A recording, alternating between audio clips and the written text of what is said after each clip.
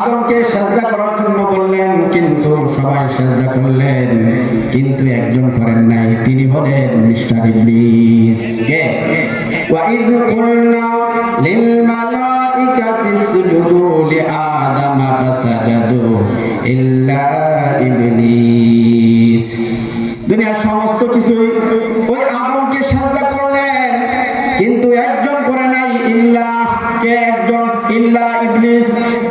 সমস্ত কিছু সেদিন সিজদা করেছিলেন, কিন্তু ইবলিস করে নাই। ইবলিস বলে, আনা খায়রুম মিনহু খালাকতানি মিন নারিন ওয়া খালাকতাহু মিন তিন।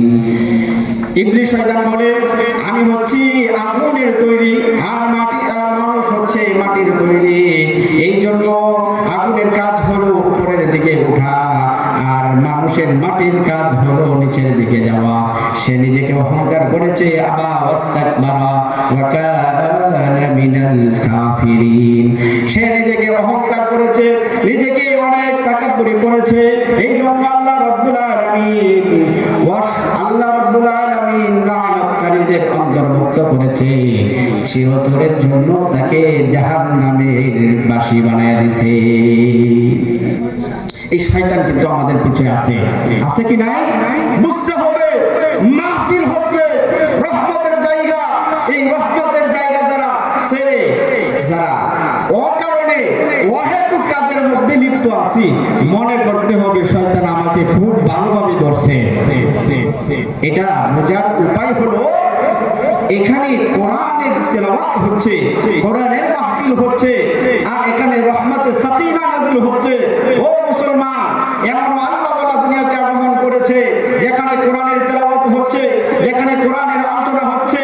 ও মুসলমান, এমন বুজুর্গ বলে আমি দেখতে পেলাম, আকাশের থেকে বৃষ্টি যেরকম ভাবে জমিনের মধ্যে পড়ে, ঠিক তেমনি ভাবে ওই সামিআনার মধ্যে যত মানুষ আছে, চতুর্দিকে যত মানুষ আছে, রহমতের ফেরেশতাগুলা তাদেরকে ঘেরাও করে রাখছে, আর এদের উপরে রহমতের সাকিনা নাযিল হইতেছে। সুবহানাল্লাহ, সুবহানাল্লাহ।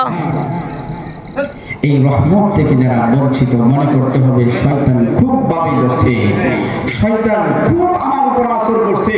এই শয়তান থেকে বাঁচতে হলে বলেন, আউযু বিল্লাহি মিনাশ শাইতানির রাজীম।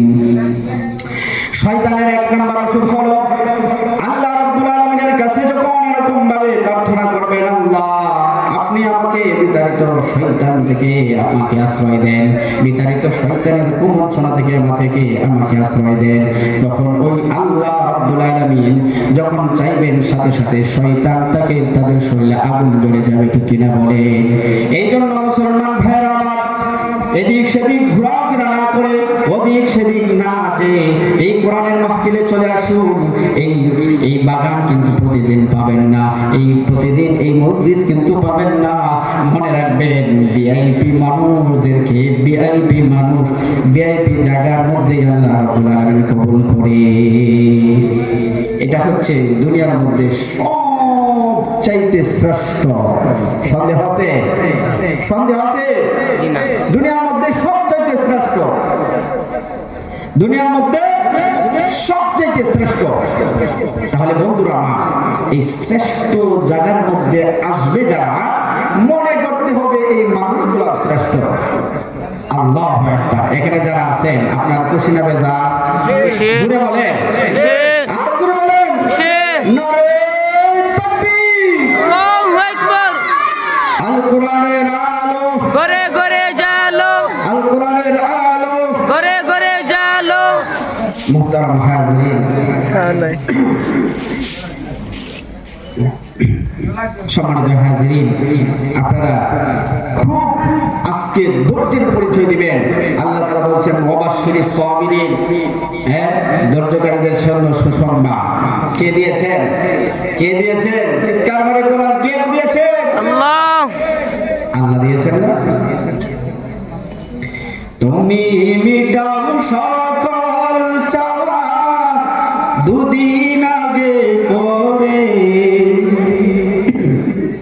আমাদের চাওয়া পাওয়া কে মিঠায়? আমাদের রিজিকের মালিক কে? জোরে বলেন আল্লাহ। আল্লাহর নামটা বলাও তো ভাগ্য লাগবে। আল্লাহ, এই যে মুখ দিয়ে বের হয়েছে আল্লাহ, হঠাৎ করে ব্যথা পাইছেন রাস্তায়, মুখ দিয়ে এমনি বের হয়েছে আল্লাহ। অনেক সময় বলি মা, কষ্ট পাইলে ব্যথা পাইলে ও মা, আবার কে বলে আল্লাহ। আল্লাহ বলে বান্দা কেন আমাকে ডেকেছো?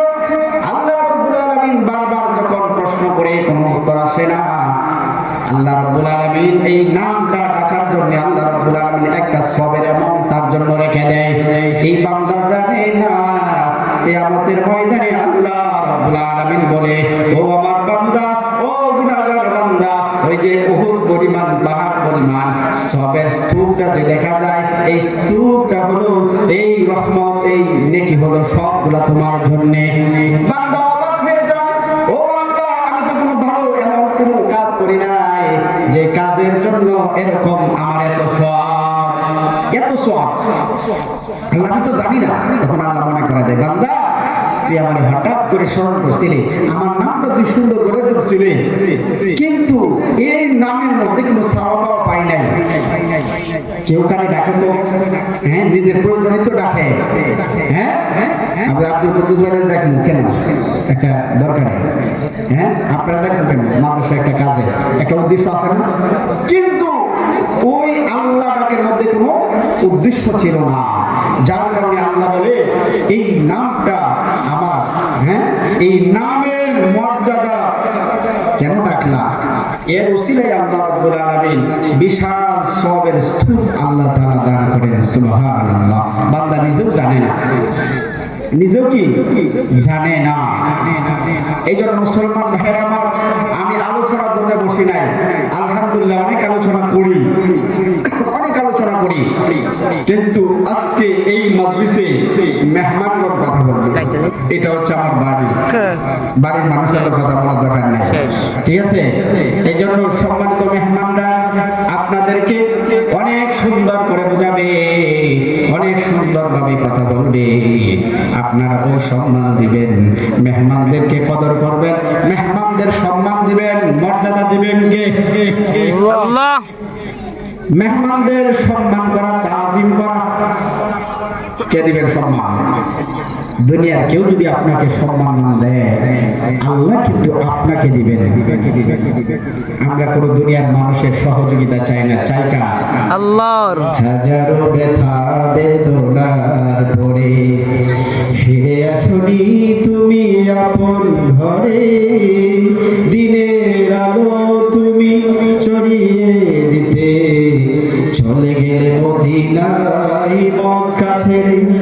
হে রাসূল তোমাকে ভুলি আমি কেমন করে, হে রাসূল তোমাকে ভুলি আমি কেমন করে।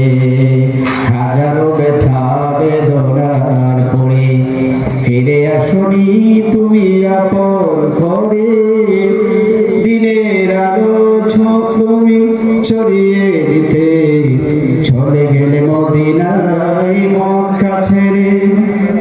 আল্লাহ তাআলা আমাদেরকে সর্বপ্রথম আমি গোলাম কদরকে আমল করার তৌফিক দান করেন। ওলামায়ে কেরাম অনেক